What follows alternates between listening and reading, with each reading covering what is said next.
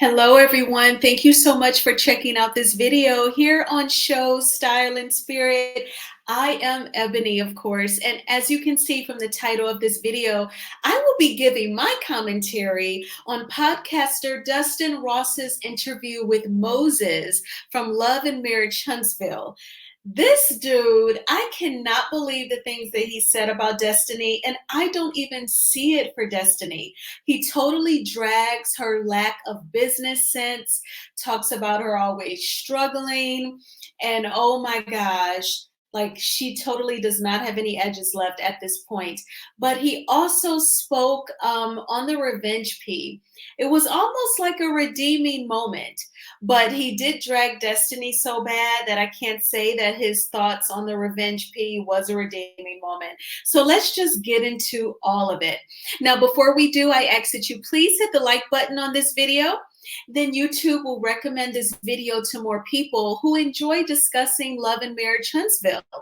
And if you have not already done so, please subscribe to Show Style and Spirit.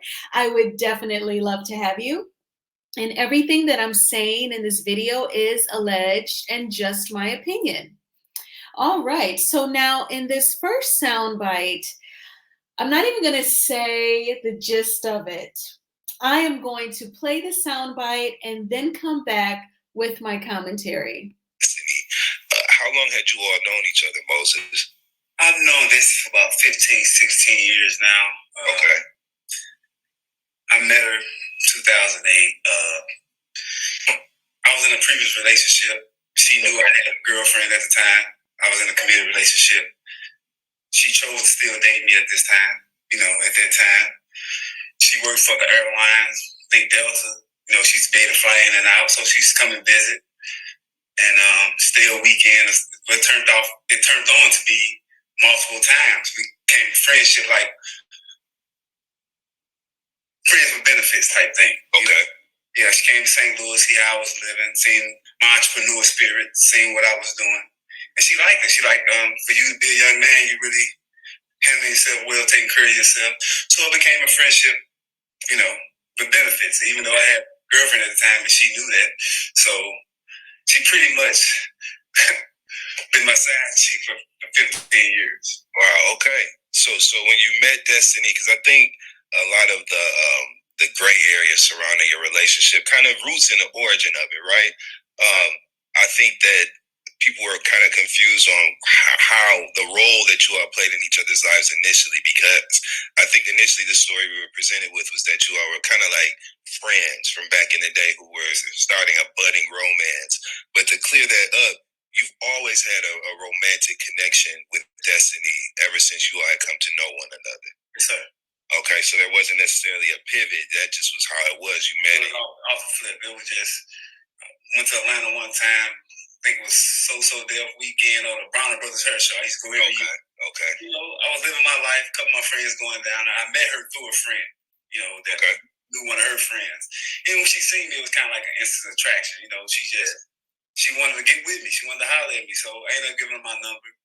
Like I said, she worked for Delta. So I think I came back maybe a week or two later, she flew in. Okay. It continued, She knew I had a girlfriend at the time. It didn't matter at the time. She was just like, she wanted to be around me. She liked my energy. Okay, so as you can see, Moses is definitely confident. And he's like, she liked me. She liked my energy. She wanted to get with me. She just wanted to be around me. She knew that I was in a committed relationship. She was a 15-year side chick. Okay, now, this is beyond embarrassing, beyond humiliating. And Moses, you and Sonny, I mean, game over. You two win. You've fallen in love. You found each other, fell in love, and you've gotten married. And it sounds like you two are definitely trying to work on having a baby. I mean, and you're going to say it throughout this interview yourself that, Destiny always had something going on, lawsuits. So you would say good morning to her, I assume via text every day. You said you wanted to do something to lift her up because she always had stuff going on. If you know that it sucks to be Destiny, why do you have to embarrass her by saying that she was a 15-year side chick? My goodness. So your wife already got in, really went after her at the podcast show. And I guess she told you, finish her. And you did during this interview with Dustin. But yeah, Destiny, the 15-year side chick, how dreadful. Now, in this next soundbite, he's going to bring up Liberic. And I find this to be very interesting. So, again, I'm just going to keep that intro to the next soundbite light, and then I'll come back with my commentary. You knew her prior to her marriage, her previous marriage, and then after, correct? Yes, sir. Okay, and what was you all's connection like during the time that she was, dating her ex and married to her ex-husband? Well, I reached out to her one time, and she told me that she was engaged in a relationship. Okay. So I respected that. Yeah. We talk as friends at this moment, and she was like, "Send me some pictures." I looked at him. I'm like, Okay. I looked at him, but in my mind, I'm like, that ain't the type of guy that Destiny's attracted to or used to. Really? So I told myself that, to myself, like, I don't think that's gonna work. What did you see that was different from what you knew her interest to typically be? She like pretty much hip dudes. Yeah. So, yeah.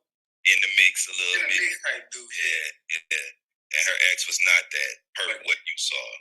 No, sir. Okay, so that was pretty much an indicator of what you foresaw maybe the future of that relationship being. Yes, sir. Okay, wow. Now, are you connected to anybody else on the cast other than, of course, your wife, Destiny, your wife, Sunny, excuse me, and your previous relationship with Destiny? Were you connected to any of the other cast members on Love and Marriage Huntsville, or were those the only two that you knew? I knew.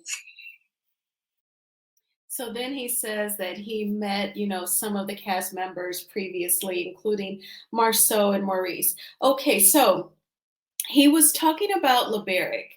He said that, he and Destiny would text off and on over the past 15 years. And I said that in a previous video. It's pretty obvious, whenever they were bored or just wanted to kind of chit chat with someone that they're attracted to, they would text each other.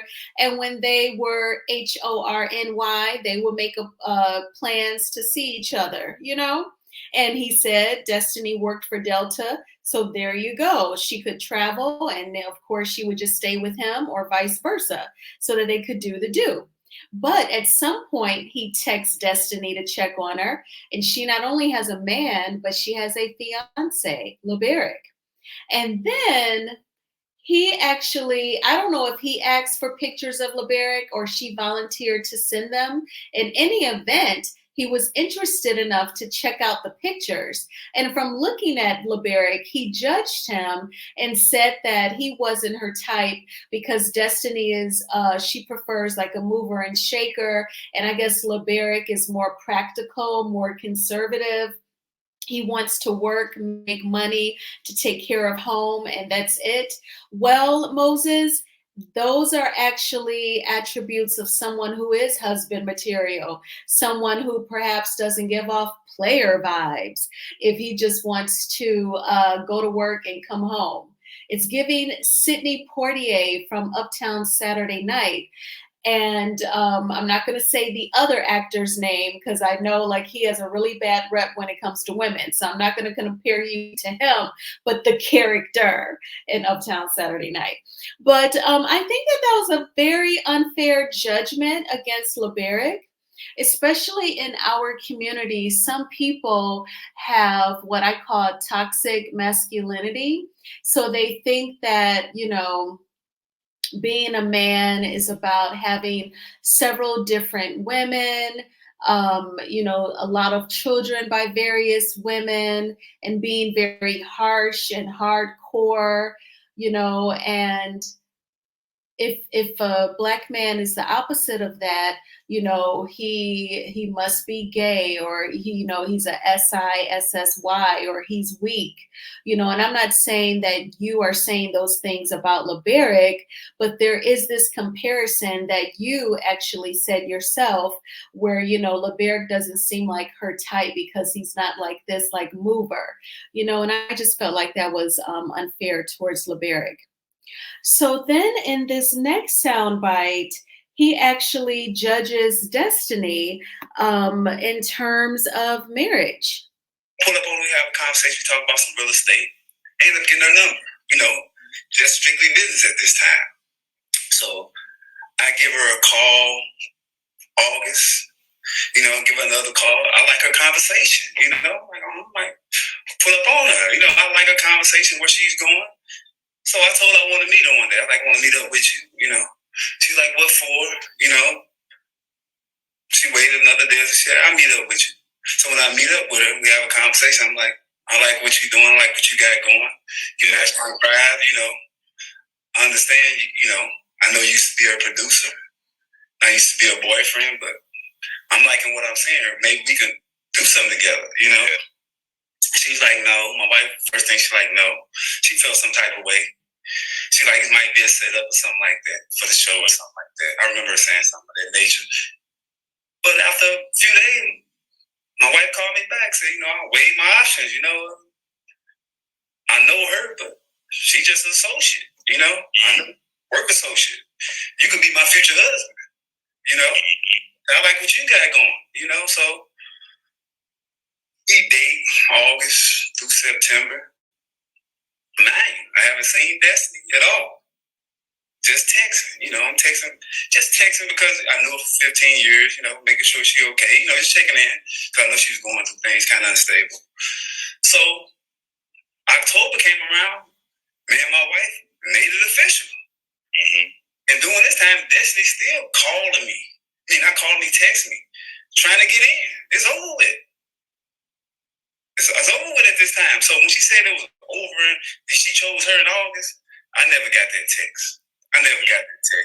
She always called and did text, but I quit texting her completely in October when I made the conscious decision that my wife is everything I need. Yeah. I said, this is the one for me. Yeah. Because to me, Destiny is not wife material. She's not wife material. She got issues that she need to, I'm not trying to, but.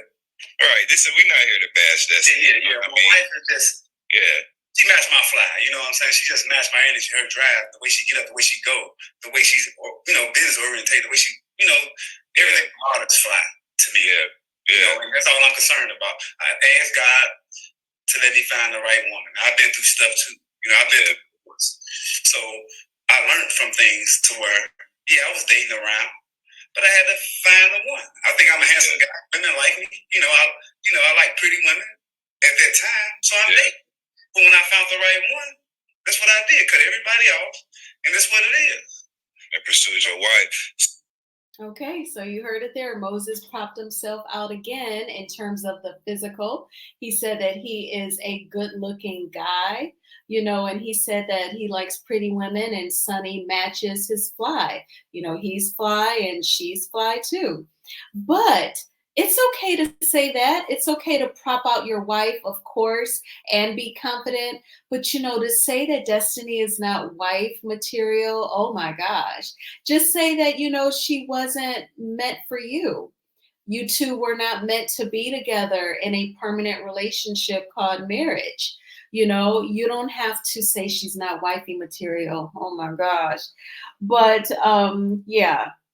Even someone who has not married her, if anyone could possibly be qualified to say that about Destiny, it would be Liberic, because he was married to her. And so I don't see it for Destiny. So for me to have empathy for her, to me, that really shows the lack of quality in Moses' statements regarding Destiny. Dustin tried to say we're not here to bash Destiny, but yeah, it really did not work, because he totally went in. And there's more. So then Moses, he actually spoke on Destiny's finances and her lack of business sense. And this won't come as a shock to any of us, but I have to say, I have to circle it back to the audacity. When's your birthday, Moses? It's in April. In April, mine too. I'm an April 10th. Yeah, I'm April 10th. Okay. So what was it about? I guess what was your expectation of Destiny at the time that your birthday came around that did not happen? How did that impact your dealings with her at that time? It's not just that. It's multiple things. You know what I'm saying? Mm-hmm.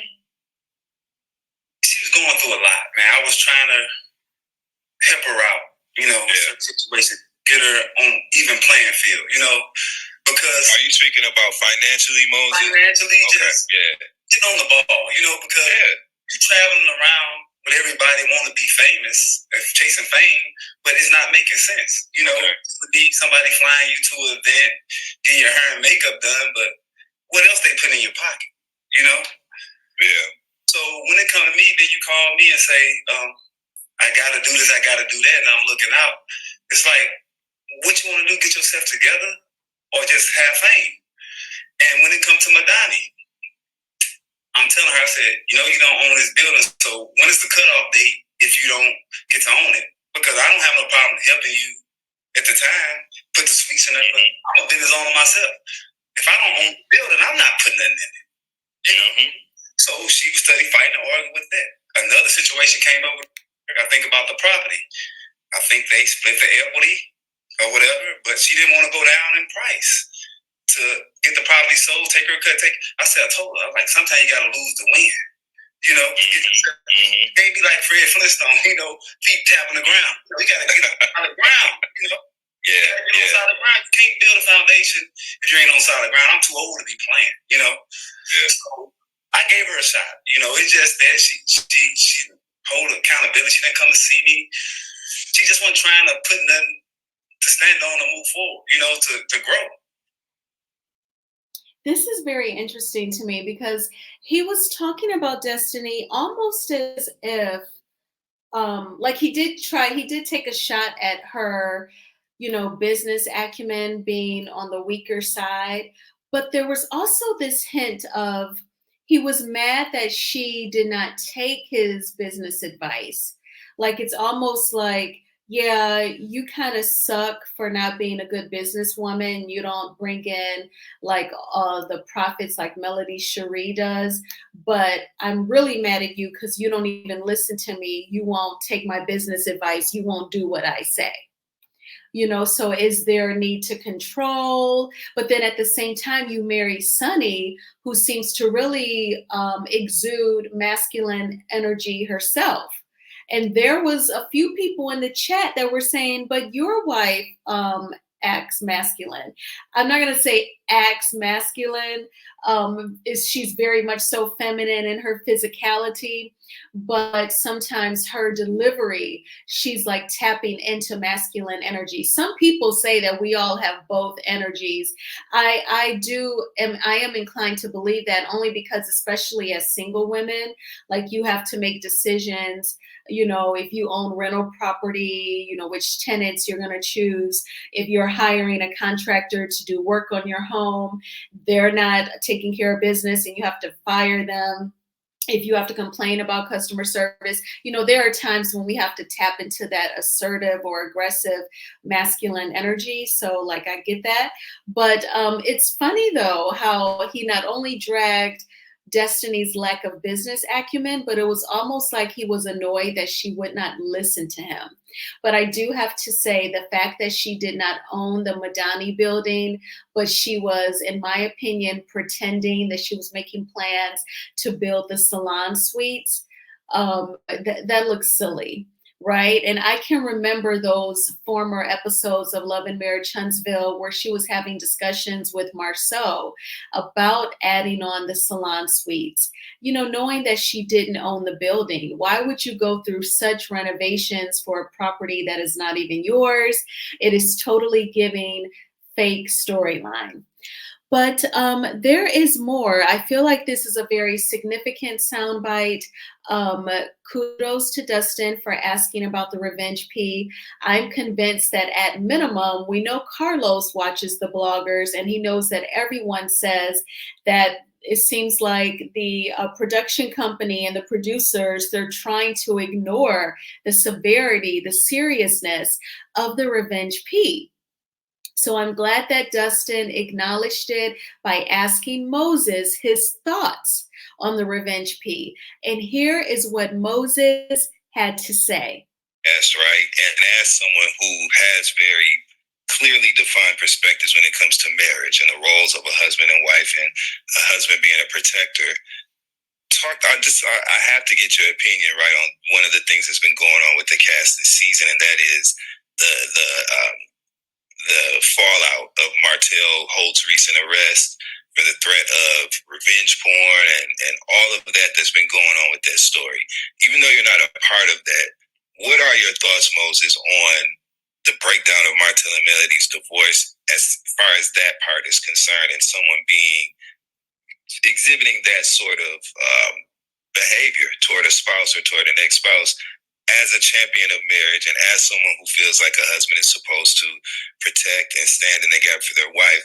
How do you feel about what you're seeing, just as a viewer and as a castmate on the show? How do you feel, Moses? To me, I just feel like, Martell dropped the ball. You bring your wife on national TV as a power, strong couple. You come on with a couple of kids. I don't know the situation with him and his Melanie. Yeah. Where I heard him say one time, I think she wasn't doing what he needed her to do. Okay.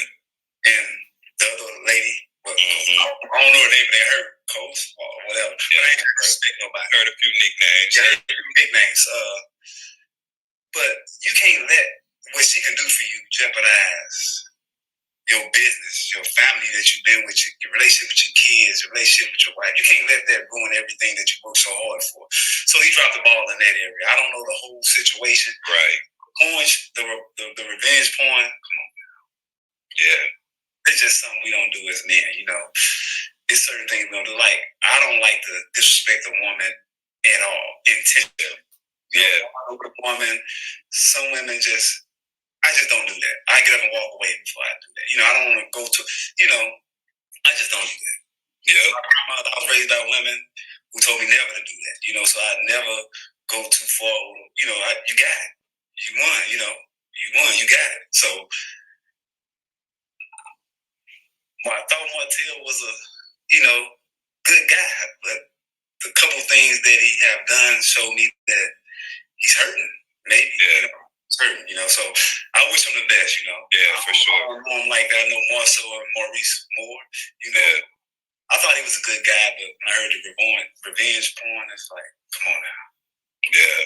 It's a different line. I asked that question because I remember in the conversation that you had with Maurice and Martell's name came up, and I remember that you were vocal about there being a difference.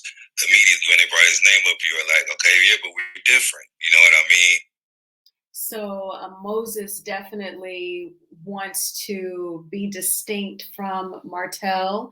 Almost sounds like, he would not do that. He said that he was raised by women and, the women in his family taught him, you do not disrespect a woman. He is funny though. He is obviously watched Love and Marriage Huntsville because he was like, Martell kind of said that his ex-wife wasn't doing what she needed to do for him, and then there was this other girl, I don't really know her name, but like Coleslaw. And then Dustin says, oh yeah, we've heard a few nicknames. So I thought that was funny, but I appreciate him being a new cast member, not hiding the fact that he knows the show, because I cannot stand it when a chick goes on the Real Housewives. They love to clown Real Housewives of Atlanta and pretend that they didn't watch the show. And like Kenya said, they're never a good fit for the cast because they're really a low-key fan, but they try to go on the show and act like that they haven't been watching since season 1. Okay. So I appreciate Moses knowing that entire backstory. And, the only part that seems goofy was when he said, Martell seems like he's hurting. And I know that there's the term that hurt people hurt.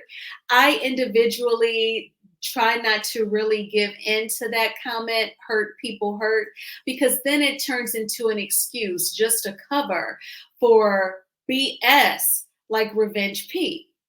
So that is where Moses loses me. But just the fact that Dustin would pose the question, I appreciate that. And Moses saying, Martell, we don't do that. And he said that he was taught you do not disrespect women. He'd rather just walk away. And, Revenge P, that's whack. Especially when y'all Negroes, y'all like to make the tapes. You want to watch the tapes. You like the images. You like the photos. So why try to use that against the person that you wanted to do those things with in the form of Revenge P? It is just so whack. But I am thankful that Dustin did ask Moses about that. Now, you all sound off in the comments. What do you think about Moses dragging Destiny's finances and lack of business sense, her not being wife material, him even causing LeBeric to catch a stray? What did he do? And his thoughts on the Revenge P and Destiny being a 15-year side chick. I thank you all so much for watching this video. I always appreciate the support. Please hit the like button on this video as it is a free way of supporting the channel. And please subscribe to Show Style and Spirit if you have not already done so. We still have another day of the weekend to enjoy. I am oh so thankful. And it's going to be a great Sunday. So you all have an awesome night, and I will talk with you soon. Bye.